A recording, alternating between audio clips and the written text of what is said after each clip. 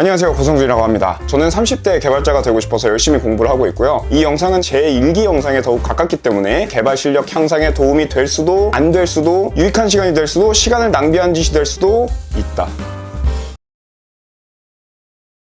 네, 안녕하세요, 고성준입니다.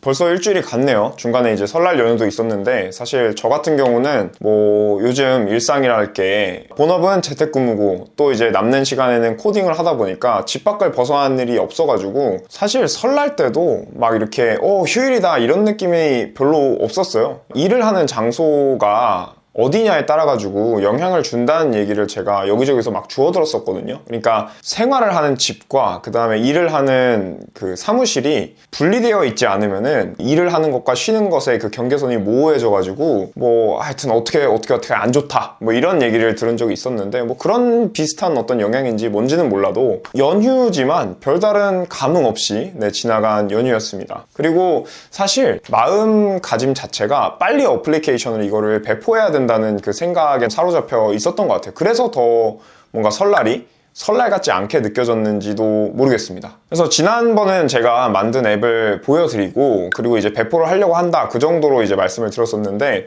실제로 배포를 했습니다. 배포를 했고 근데 지금은 심사를 받고 있는 중이에요. 엄밀히 따지면. 그래서 배포를 하는 거 그 다음에 이제 심사를 하고 그 다음에 앱스토어에서 혹은 구글 플레이 스토어에서 유저들에게 표시가 되게 되는 건데 이게 저는 심사를 넣기 전에도 좀 걱정이 되긴 했었어요. 왜냐면 일단은 제가 처음으로 만든 앱이고 인앱 결제라고 하는 앱 안에서 뭔가를 구매할 수 있는 그런 기능이 들어가 있었기 때문에 이쪽 부분 관련해가지고 뭔가 정책이 좀 복잡하게 얽히고 설켜 있다라는 거는 어렴풋이 알고 있었거든요. 그래서 일단 첫 번째로 걱정되는 게 내가 만든 앱이 충분한 그 퀄리티 검증이 돼가지고 심사를 통과할 수 있을까? 그게 한 가지 걱정이었고 두 번째로는 인앱 결제. 이게 앱스토어와 구글 플레이 스토어의 그 정책과 잘 부합하는지 이런 것들이 이제 좀 걱정이 되더라고요. 그래서 심사를 어쨌든 넣어봤는데 결과부터 말씀드리면 애플 앱스토어 같은 경우에는 심사 결과가 되게 빠르게 왔어요. 거절당했고요.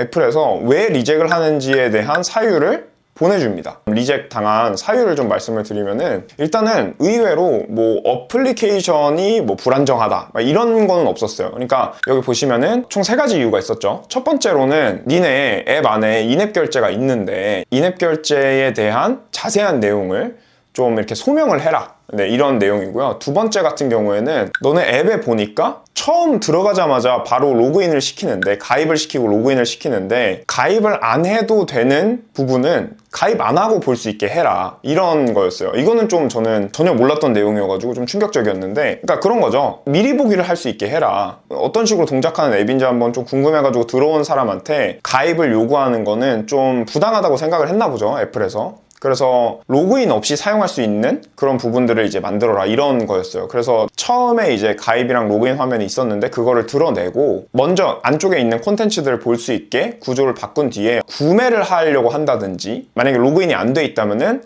너 가입해 내지는 로그인해 이런 식으로 화면이 넘어가게끔 좀 수정을 했습니다. 그거는 이제 급하게 오늘 막 했고요. 그리고 마지막 3번째가 쪼잔하다고 좀 생각이 드는 부분인데 제가 구글 로그인이랑 그 다음에 이메일 로그인을 구현을 했었어요. 제 이전 영상을 보신 분들이라면 아시겠지만 근데 보니까 소셜 로그인 구글 소셜 로그인 있네? 애플 로그인도 집어넣어 이렇게 하더라고요. 그러니까 다른 소셜 로그인이 있으면은 애플 로그인도 무조건 집어넣게끔 강제하는 그런 규정이 있나 봐요. 그래가지고 이것도 뭔가 싶어가지고 급하게 또 이렇게 찾아봤죠. 애플 로그인이 그렇게 어렵지 않겠지 하고서 이제 찾아봤는데 구글 로그인을 구현한 거랑 비슷하게 하면 되겠거니 생각을 했었는데 막상 해보니까 조금 더 복잡하더라고요. 그러니까 애플이 워낙에 막 개인정보 보호라던가 하여튼 보안 이런 부분에 되게 신경 쓴다고 이렇게 마케팅을 많이 하잖아요. 그래서 그런 여파인지는 모르겠으나 애플 로그인을 구현하는 게 구글 로그인을 구현할 때보다 좀 더 복잡하고 어려운 감이 있었다. 근데 이제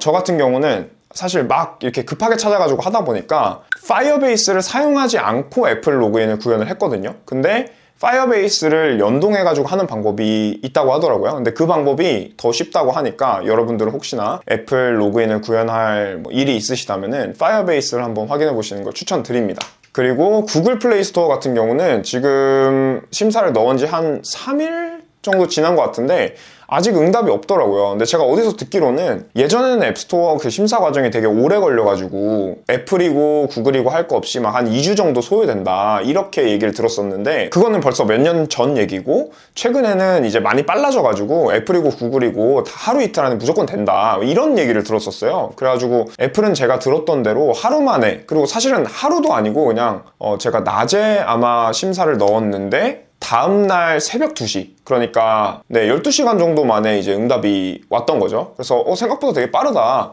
그렇게 생각을 했었고, 구글 플레이 스토어 같은 경우는 지금 3일째 아무 말도 없으니까 이게 뭐 얼마나 더 기다려야 되는 건지 좀 걱정이 됩니다. 더군다나 이게 만약에 실제로 2주가 걸린다라고 하면은 2주 걸려서 만약에 리젝 당했다? 그러면은 내가 이걸 고쳐가지고 다시 심사를 집어넣으면은 또 2주가 걸리는 건가? 그러면은 막 한 달이 그냥 날아가 버리는데, 이런 걱정을 조금 하고 있어요. 왜냐면 제가 만든 어플리케이션은 제가 동업자와 함께 하고 있는 사업에 사용할 앱인데 빨리 출시가 돼야지 저희도 빨리빨리 이렇게 결과를 볼 수 있잖아요. 이거에 대해서 사람들이 좋아하는지 안 좋아하는지 그거를 빨리 판단을 내려서 빨리 앞으로 나가야 되는데, 그런 부분에 이제 제동이 걸릴 수 있는 되게 중요한 요인이어가지고 좀 걱정을 하고 있습니다. 네. 그리고 제가 그 앱 배포를 할 때 좀 참고했던 동영상이 2개가 있는데요. 각각 이제 안드로이드 배포하는 거, 그 다음에 iOS 배포하는 거거든요. 그거는 제가 밑에 설명란에다가 적어 놓을 테니까 필요하신 분들은 보면은 도움이 많이 될 것 같아요. 그리고 제가 책을 하나 샀어요. 그러니까 얼마 전에 사실 토비의 스프링도 사놓고 지금 아직까지 못 보고 있는데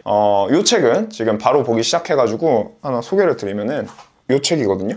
보이시나? 네, 이 책입니다. 자바의 정석. 이거는 지금 그 책의 반이에요. 그러니까 여기 보면은 1이라고 보이시는지 모르겠는데 1이라고 적혀있죠? 안 보이나? 뭐 하여튼 이제 책이 원래는 이것보다 두껍게 이렇게 한 권이 더 있어요. 그래서 그게 이렇게 커버를 이렇게 뭐라 해야 되지?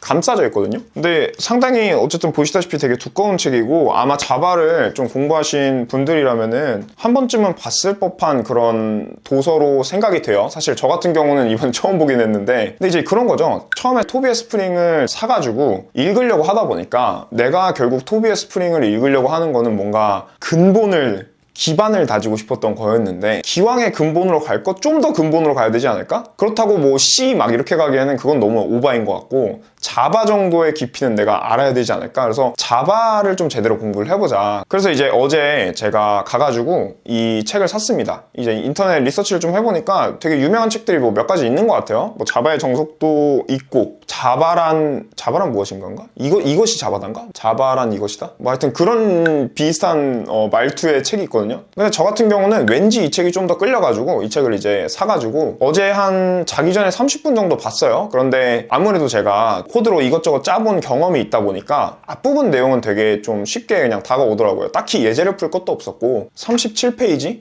정도까지 봤네요. 네, 그래서 이거를 뭐 하루에 한 30장 정도씩 계속 읽어 나갈 수 있으면 좋을 것 같긴 한데, 뒤로 갈수록 내용이 제가 모르는 부분들도 나올 수 있을 것 같고 하니까 그게 뭐 가능할지는 모르겠어요. 근데 일단 목표는 하루에 30장씩을 꼭 커버를 하자, 네, 이렇게 생각을 하고 있고, 좀 궁금한 내용은 막 이 이론적인 부분들, 무슨 뭐 멀티 스레드 막 이런 얘기 하는데, 막 스레드가 솔직히 지금 뭔지도 모르겠고, 아니면은 뭐 뒤에 뭐 자바의 어떤 고급 비교적 최신 뭐 기능들이라고 해가지고 뭐 스트림이라든지 아니면 뭐 람다 뭐 좀 이런 내용들 나오는데, 그런 것들도 좀 잘 알고 싶다 이런 생각도 하고 있어요. 그래서 뭔가 좀 기초를 단단히 다지고 가야 되겠다. 물론 개발한 어플에 대해서 계속 리팩토링 해나가는 것도, 새로운 기능들을 추가하고 이런 것들도 계속 해나가겠지만, 그와 이제 같이 뭔가 이렇게 평행선 같은 느낌으로 나름 꽤 기초적인 언어에 해당하는 자바도 열심히 공부를 해야 되겠다, 그렇게 판단을 하고 가고 있습니다. 이 책에 대한 리뷰는 제가 모르겠어요, 다다음 주 정도 되면은 그래도 엔간히